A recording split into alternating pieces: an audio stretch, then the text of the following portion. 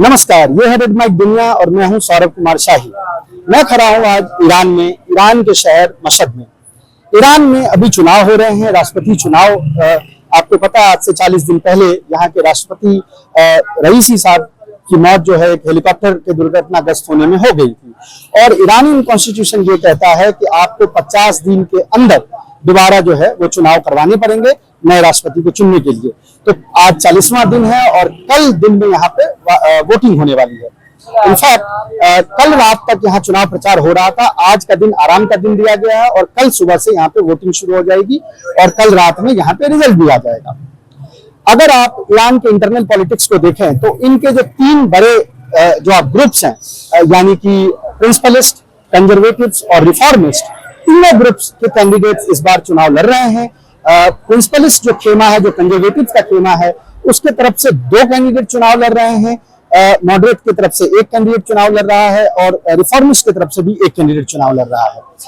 ईरानी constitution ये कहती है कि अगर वोटिंग में किसी भी कैंडिडेट को 50% से ज्यादा वोट नहीं आते तो पहले 2 कैंडिडेट यानी पहले पायदान और दूसरे पायदान पे जो कैंडिडेट है उनको लेकर सेकंड राउंड ऑफ पोलिंग होती है और उसके बाद डिसाइड होता है कि कौन राष्ट्रपति चुना जाएगा। इस बार जो यहाँ पे अगर इश्यूज देखें तो जो सैंक्शंस हैं वो बहुत बड़े इश्यूज हैं। ऑफ कोर्स इन्फ्लेशन एक बड़ा इशू है। साथ ही साथ जो P5+1 जो वेस्टर्न पावर के साथ इन्होंने JCPOA जो एक मुआहिदा किया था न्यूक्लियर डील को लेके, वो भी इशू है। और इसके अलावा इंटरनल इशू पे देखें तो जो सैंक्शन रिलीफ और किस तरीके से जो फूड प्राइसेस है, इन्फ्लेशन है, उसको नीचे लाया जाए, ये सारे इश्यूज इस बार यहाँ के इलेक्शन में आपको देखने को मिलेंगे। जो पार्टिसिपेशन है यहाँ पे वो डिपेंड करता है किस शहर में आप हैं, उसके हिसाब से फ्लक्चुएट करता है। लास्ट जब 2021 में इलेक्शन हो रहे थे तो वहां पे 2020 इलेक्शन में पार्टिसिपेशन इतनी ज्यादा नहीं थी, लेकिन अब पार्टिसिपेशन इस बार जो है वो ज्यादा होने की उम्मीद है और हमें ये लग रहा है कि इस बार पार्टिसिपेशन 50 से 55% के आसपास होगी और उसमें यूथ का पार्टिसिपेशन जो है वो ज्यादा होगा।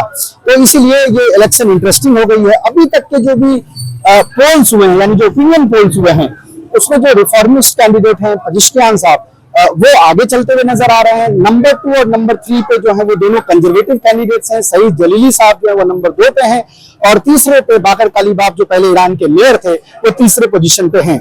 तो ऐसा लग रहा है कि पहले राउंड में किसी को भी 50% वोट नहीं आएगा और इलेक्शन शायद दूसरे राउंड में जाए। जब इलेक्शन दूसरे राउंड में जाएगा उससे पहले जब रिजल्ट्स आएंगे तो हम आपके पास रिजल्ट को भी लेके आएंगे, एक हम ब्लॉग करेंगे, उस समय भी आपको रिजल्ट के बारे में बताएंगे। और उसके बाद अगर सेकंड राउंड में पोलिंग जाती है तो हम फिर सेकंड राउंड में आपको वहां से भी रिपोर्टाज दिखाएंगे। तब तक के लिए शुक्रिया।